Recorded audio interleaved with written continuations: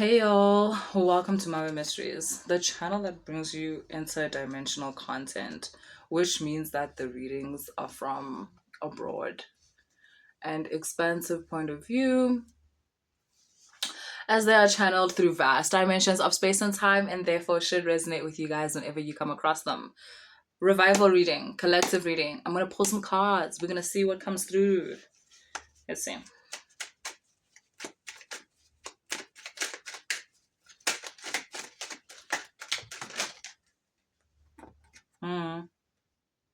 Okay.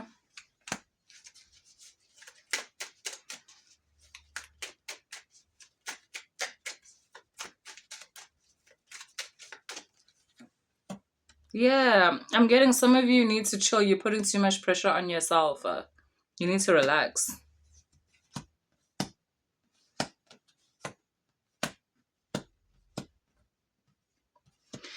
And some of you may be putting pressure on yourself based on like another person and what they're doing in their life and what's going on in their life.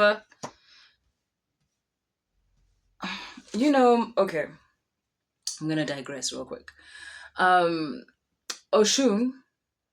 for those of you who don't know, is an Orisha. I'm going to give you space to, if you don't know what an Orisha is, to go investigate what that is. But Oshun is said to symbolize beauty and wealth and opulence and higher learning. Okay, the acceptance of hidden knowledge and how that changes you. Basically, that's what Oshun's energy is about. And if you've never heard this mentioned, Oshun's energy also has to do with jealousy.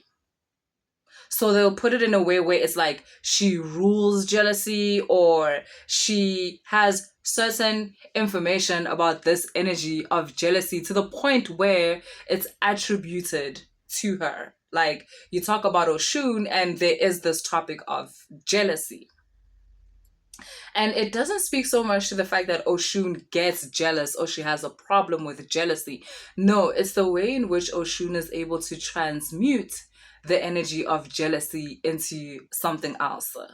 So, which also means that she attracts jealousy. Like where Oshun is, you do find a lot of people where they have she brings up certain feelings within them.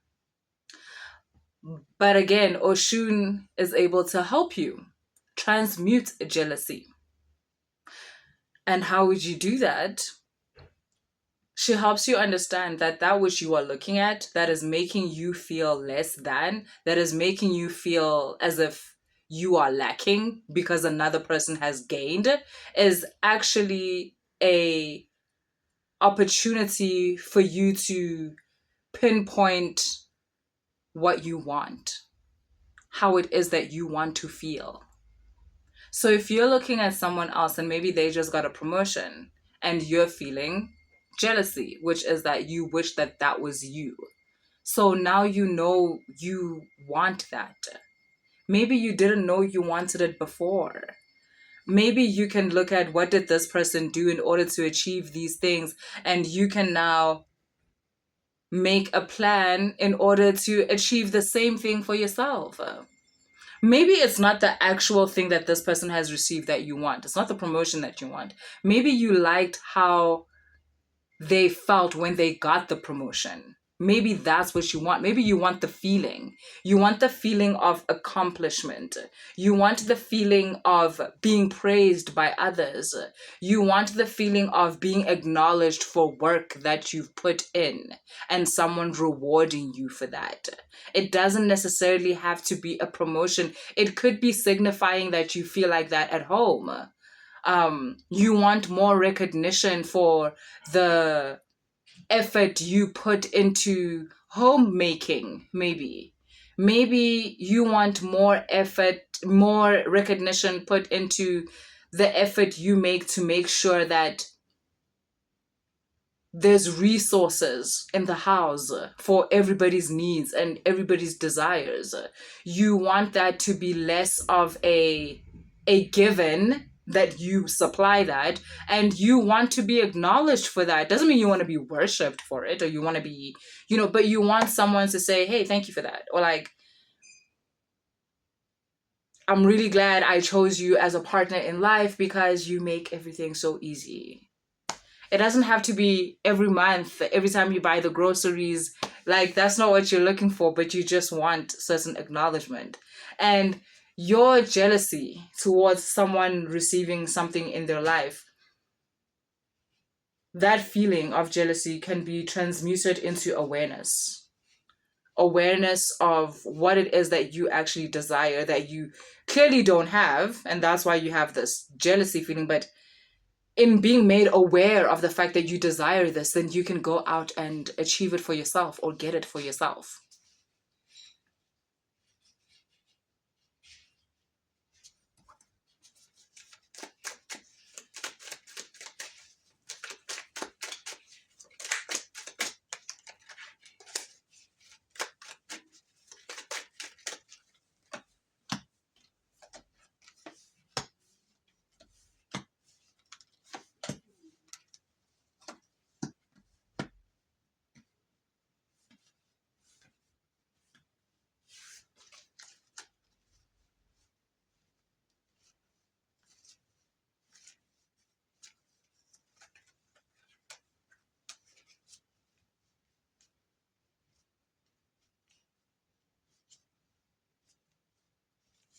Okay, so we start with the King of Wands, and then we've got the Fool card,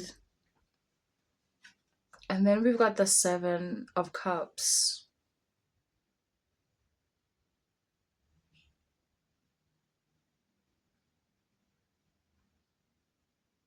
Yeah, is this like in your mind? Because here you're feeling very lost, and yet on the other sides of you, kind of like left brain, right brain hemisphere, or whatever, like there's things that are happening there.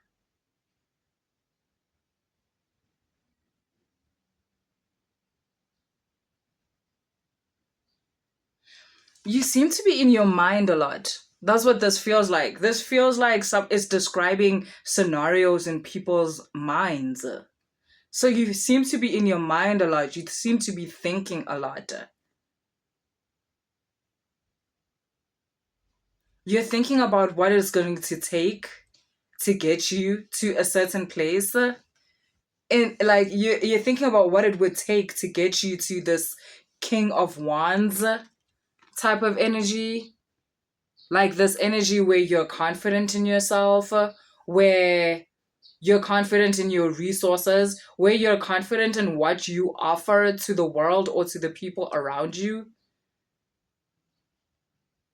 where you're confident in your own purpose as a person.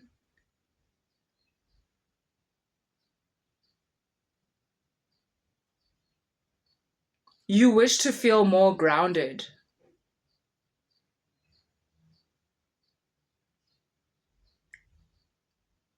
And you also aspire to be less burdened.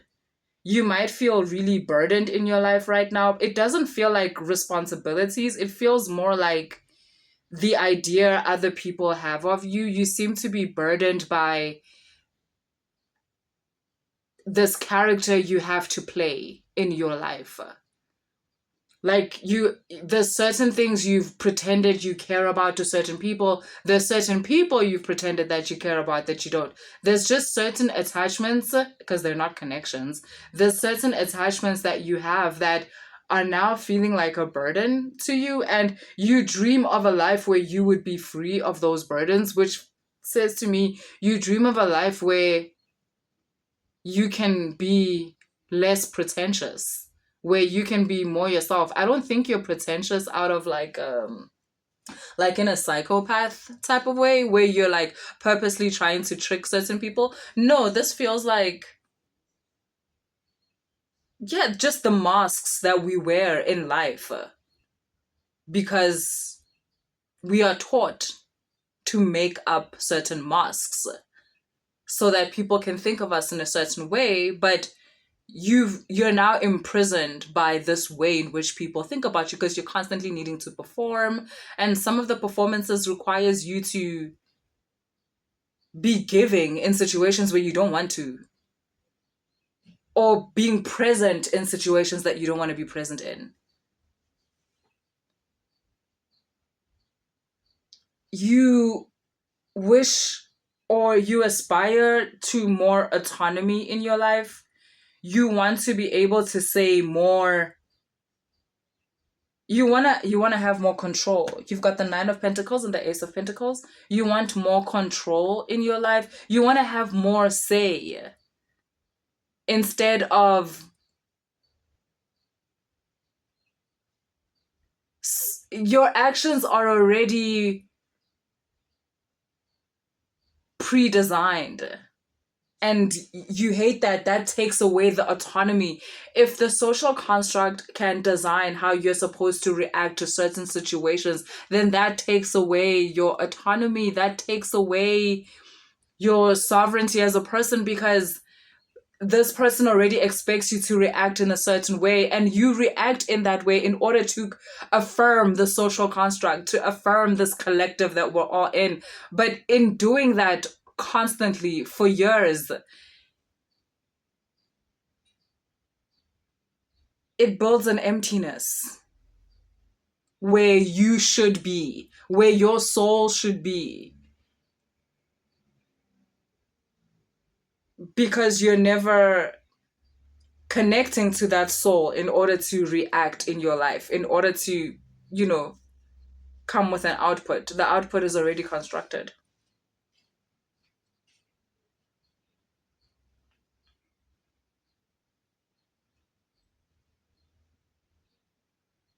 So yeah, this seems to be something that you're thinking about a lot. I think it's because you're thinking about who you are. You're thinking about what it means to be who you are. What does it look like? What does it feel like? And so you're going through this, like, I guess, frustrating period where you're realizing that a lot of the ways in which you react, or a lot of the things you say, a lot of the things you say you feel, it's actually not like that. That's not how you feel at all. A lot of the ways in which you react is not based on any real feelings within you. It's more of a reenactment of life, of living. It's more of an act of living than actual living.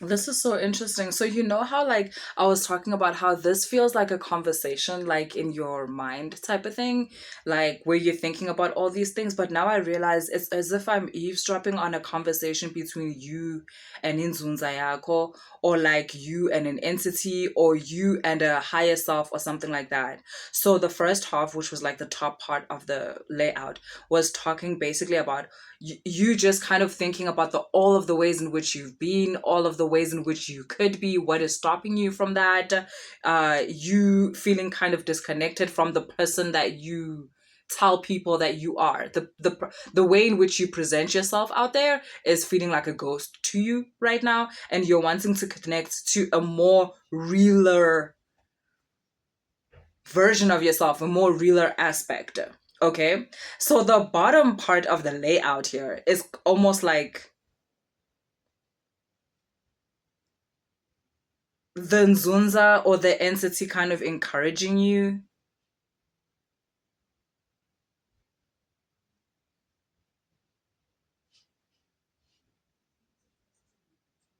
like communicating to you that you're so much more than what you think, communicating to you that you're so much more than what you think, communicating to you that there's so much more available to you. And also communicating, you've got this Four of Swords. It's like an understanding that it is scary to let go of a world that has become so familiar. And there's an acknowledgement of the questions that you have in terms of like, if I change, like, who will love me, who will accept me, type of thing. Because you do have those questions, and I think that those are valid questions.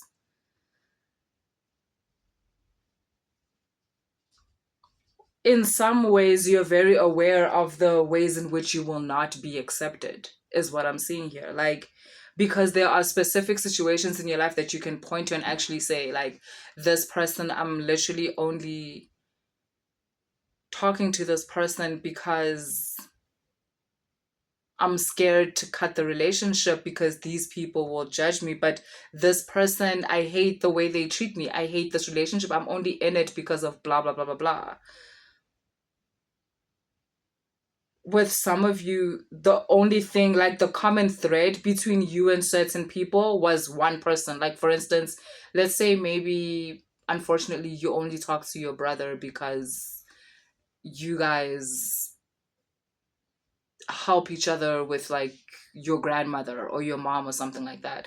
And let's say now your grandmother passes away. So it's kind of like the thing that was connecting you to a certain person is no longer. So now you're asking yourself, do I still need to be connected to this person? Maybe you were running a business with someone, but throughout the years, you realize this person is a piece of shit and the business is no longer. So now you're asking, do I even have to still speak to this person? Because, I don't want to. You're kind of like also measuring the repercussions of your change. And this for me feels like a fear threshold.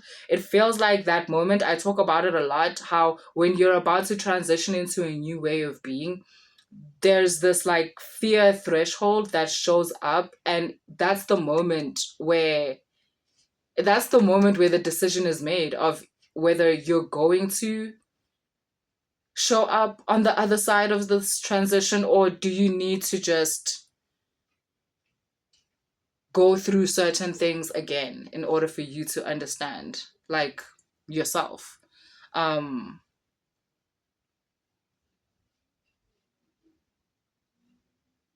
this is the moment where you can start making excuses like, no, it would actually be wrong if I stopped talking to this person. At the end of the day, this is my father, or at the end of the day, this is my mother, or divorce is so high in the world, I don't want to divorce, or knowing very well that like the pots inkuka yikho chitha amanzi. But in not wanting to do that, like in wanting to stick to the familiar, or you'll be like, oh, a lot of marriages are rough at first, I should just like, you know, I should stay and we can work it out. At first, it's been 20 years. What do you mean at first? Or like basically, those types of things. These are, or like, oh, he is getting better. This time he only hit me once and he didn't like beat the shit out of me. So that shows progress. Like we're totally getting better. This is the threshold where you can start making excuses for a version of yourself that you prayed day and night to transcend. But now that it's time for the transcendence part, you're like, oh no, it wasn't that bad. It wasn't that bad. Not because you really think it wasn't that bad, but because the unknown is so scary.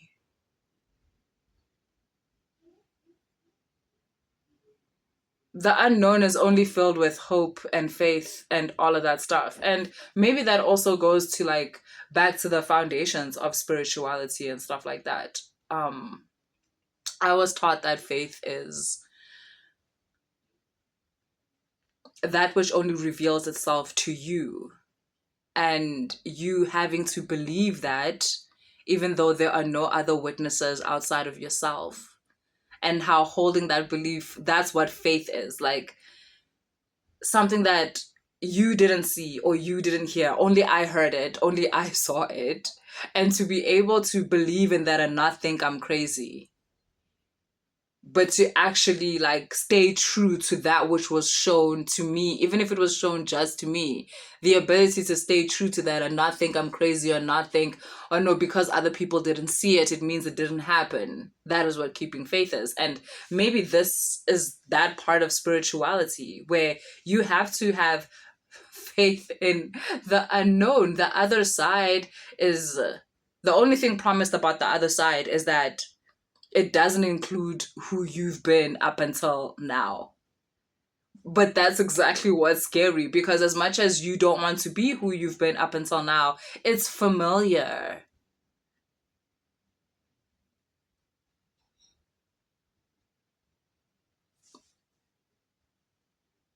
You've got the King of Hearts and the Queen, sorry, the King of Cups and the Queen of Cups. Oh, this is so beautiful, because this is talking to me. Because, like I said, this seems to be a conversation or some kind of interaction between you and iNzunza, or you and an entity. And this King of Cups and Queen of Cups speaks to how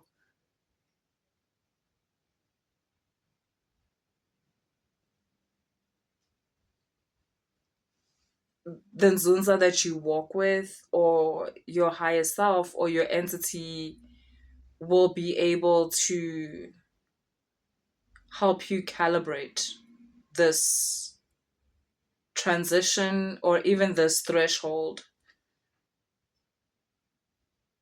They are going to make you understand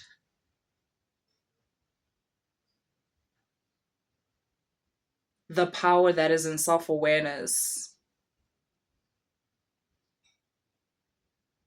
and how your journey has a lot to do with developing who you are as a person,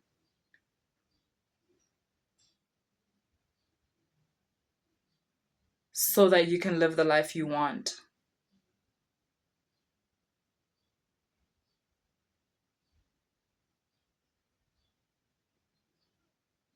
iNzunza, or this entity, or your higher self, is trying to communicate to you how you are the main character of your story.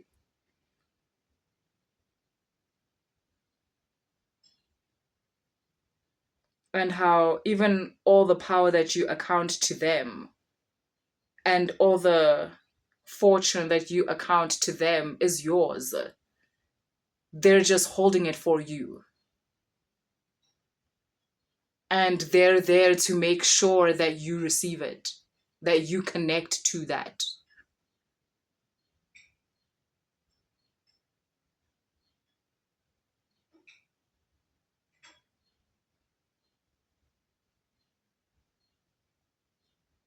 And that you're so afraid of being alone, and that's why these decisions are hard for you.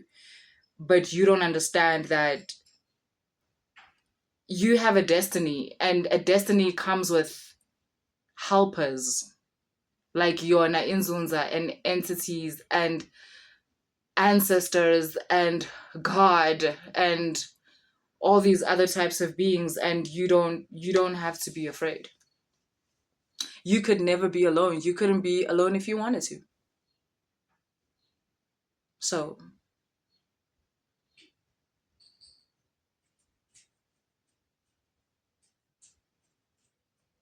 yeah. Okay, well, that's what I have for you guys. If the reading resonated, please like, share, and subscribe. If you want to book a personal reading or a mentorship session, all that information is in the description box. Y'all later.